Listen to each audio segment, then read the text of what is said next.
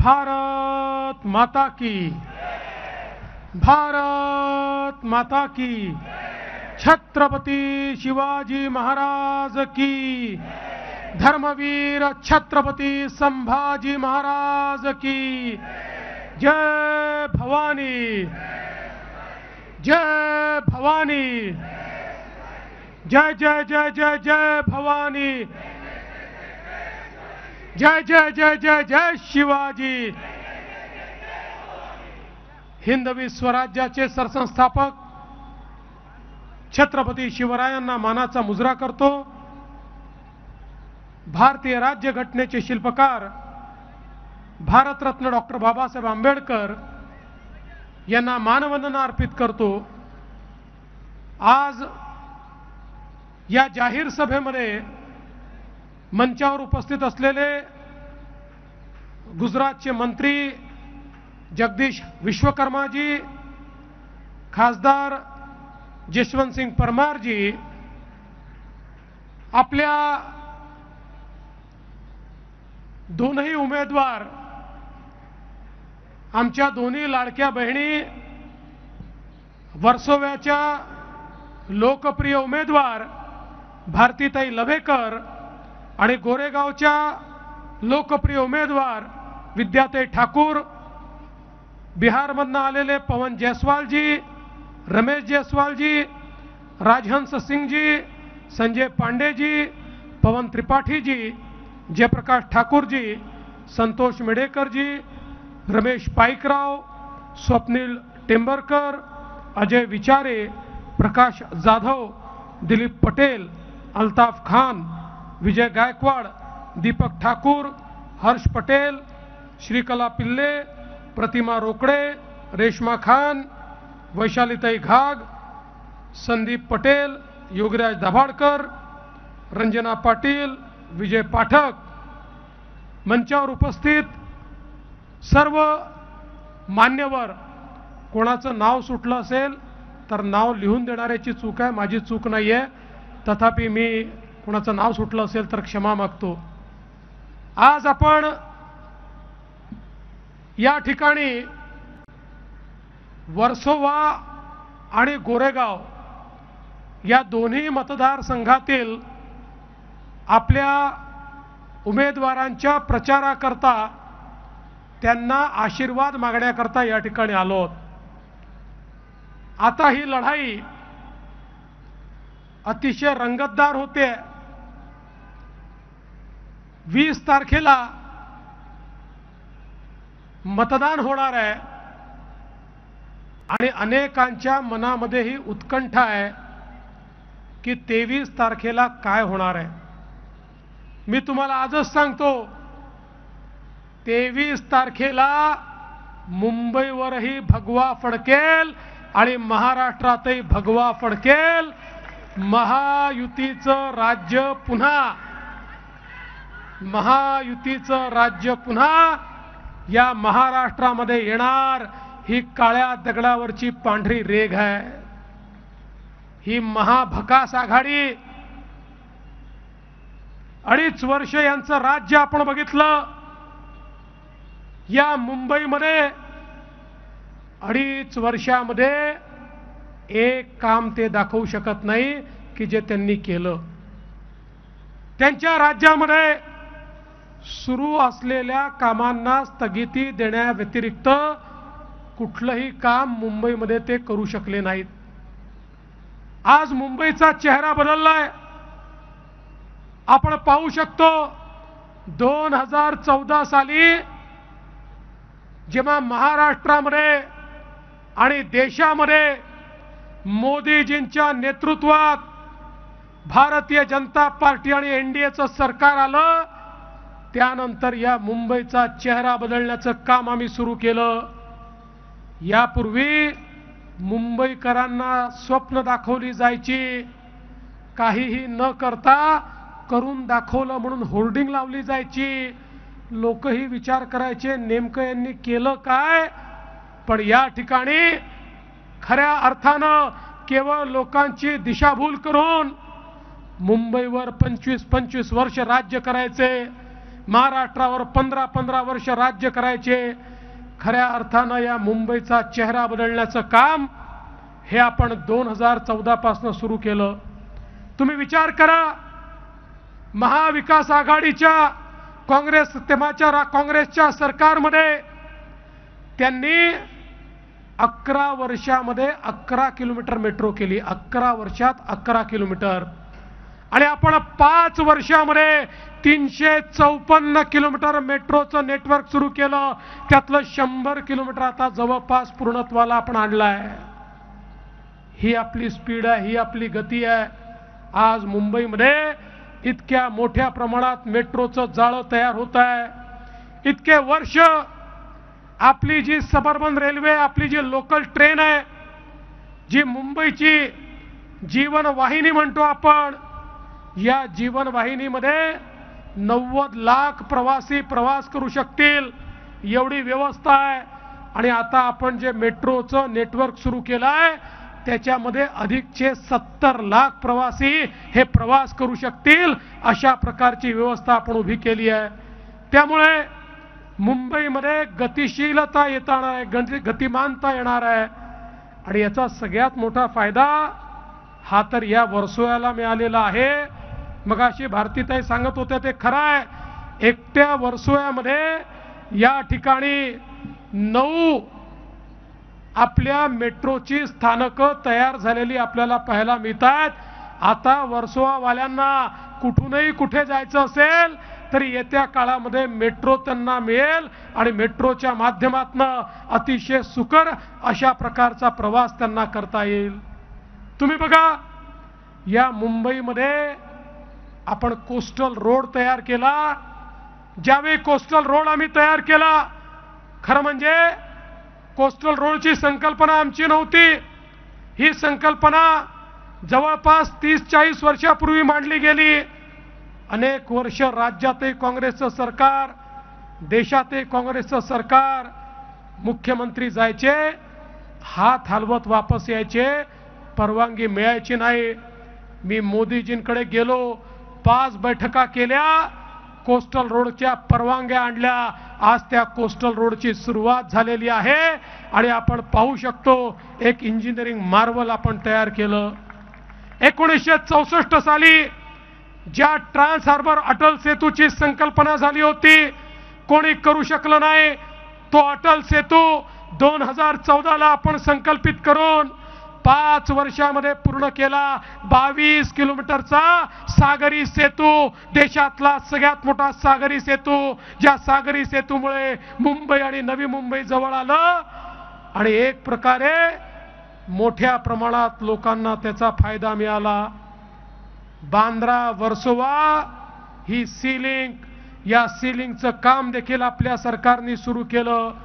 पण 2.5 वर्ष या ठिकाणी जे महाभकास आघाडीचं सरकार होतं, त्या सरकारमुळे आपल्याला माहिती आहे त्याचं काम बंद पाडलं होतं. पुन्हा आपलं सरकार आलं, काम सुरू केलं. चिंता करू नका, पुढच्या 2.5 ते 3 वर्षामध्ये तुम्हाला वर्सोव्यातनं नरिमन पॉइंट पर्यंत 20-25 मिनिटात पोहोचता येईल अशी कनेक्टिव्हिटी आम्ही करतोय. आणि एवढंच करून थांबत नाहीये, आता वर्सोव्यापासून विरारपर्यंत कनेक्टिव्हिटी करणार आहे. म्हणजे Versova to Madh, Madh to Uttan, Uttan to Virar, अशा प्रकारची कनेक्टिव्हिटी. म्हणजे हा जो वेस्टर्न एक्सप्रेसवे आहे ना, ज्याच्यावर गर्दीचा सामना तुम्हाला करावा लागतो, या वेस्टर्न एक्सप्रेसवेवर मेट्रोमुळे अर्धी गर्दी कमी होईल आणि उरलेली सगळी गर्दी या कोस्टल रोडमुळे पूर्ण कमी होईल. कारण जेवढे आपले वेस्टर्न सबब्स आहेत, या सगळ्या वेस्टर्न सबब्सला या सागरी मार्गाने आपण जोडणार आहोत. त्यामुळे बिना गर्दीचं नरिमन पॉइंट पासनं विरार पर्यंत पूर्ण वेस्टर्न कोस्टवर आपल्याला त्या ठिकाणी जाता येईल.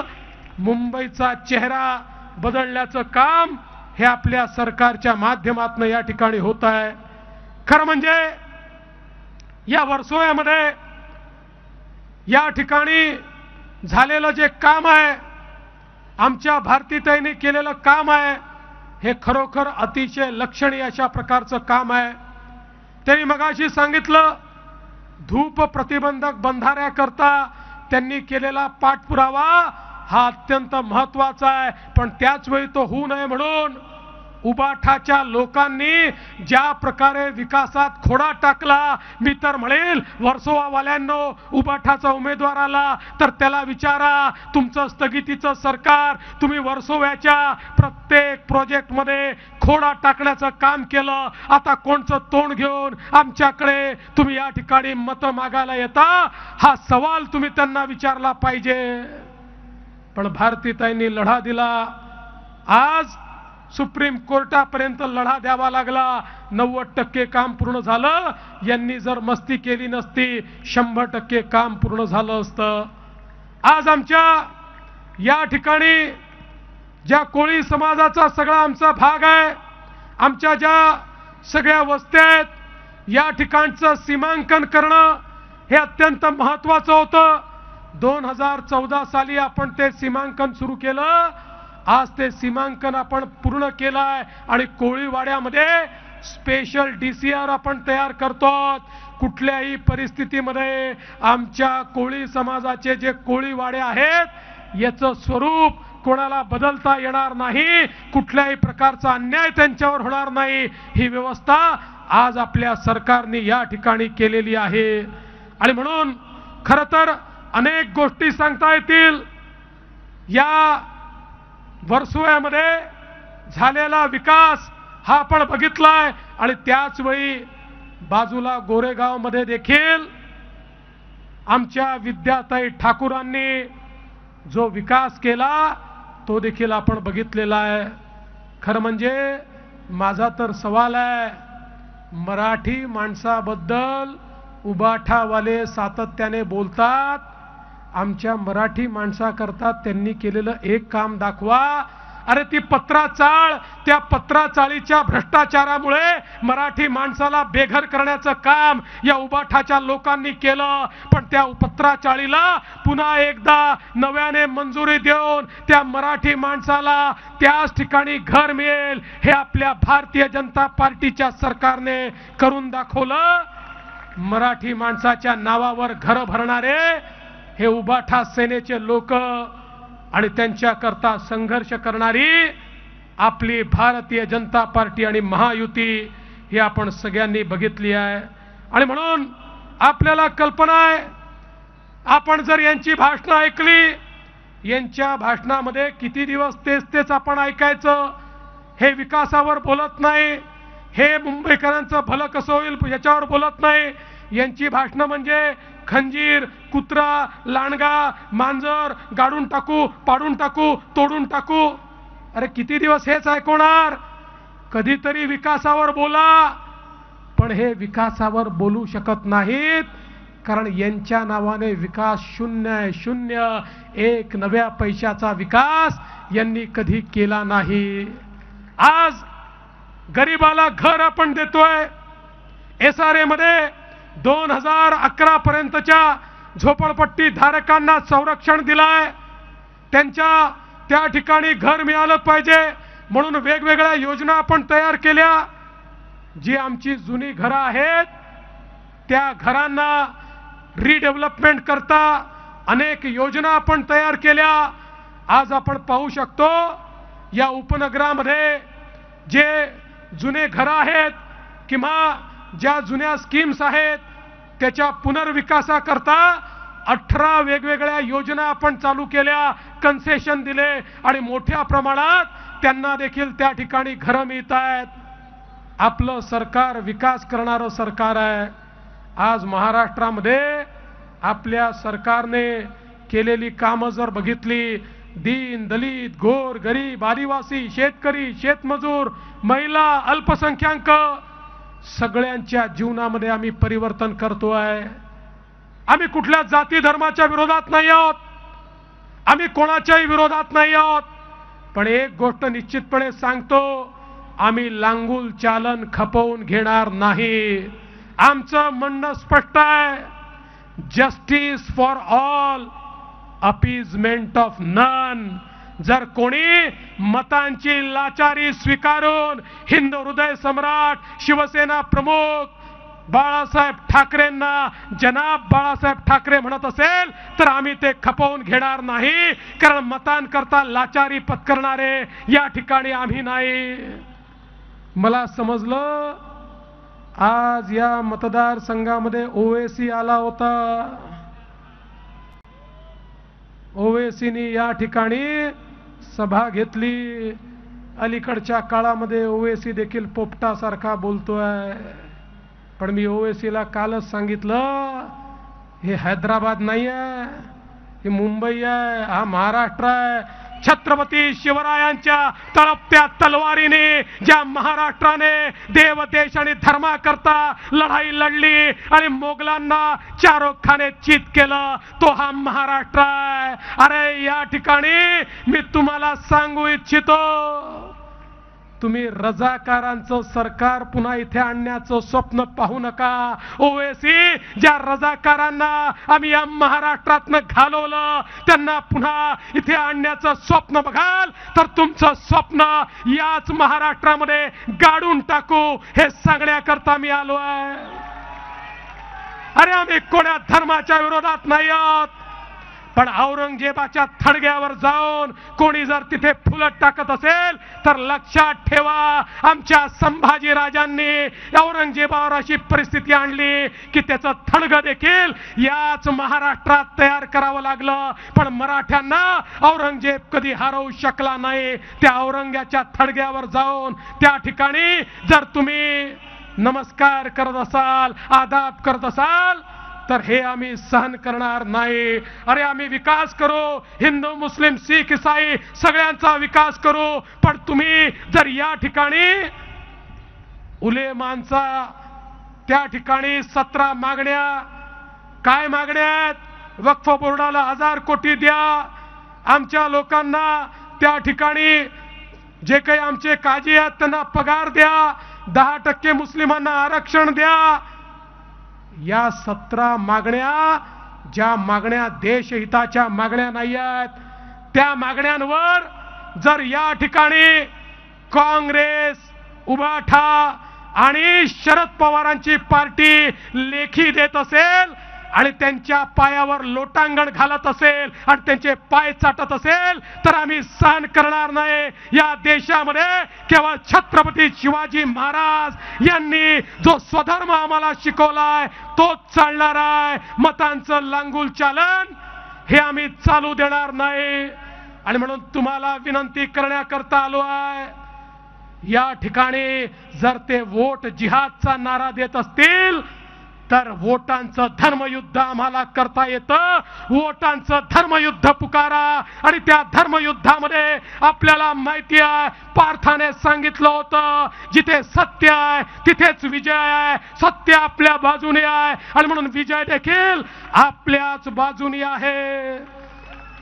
उद्धव ठाकरेंनी या ठिकाणी मतांकरता लाचारी पत्करली असेल, अरे आम्ही हार पत्करू पण लाचारी पत्करणार नाही। आम्ही शिवबाची पोरं आहोत, शिवबाचे मावळे आहोत, त्यामुळे या ठिकाणची लढाई आपल्याला पूर्ण ताकदीनं लढायची आहे। या लढाईमध्ये छत्रपतींच्या मावळ्यांना पुन्हा एकदा देव देश आणि धर्माकरता मैदानात उतरायचं आहे आणि या ठिकाणी आपल्याला कमळाचं बटन दाबून पुन्हा एकदा महायुतीचं राज्य, छत्रपती शिवरायांचं राज्य आणायचं आहे एवढंच आपल्याला सांगतो।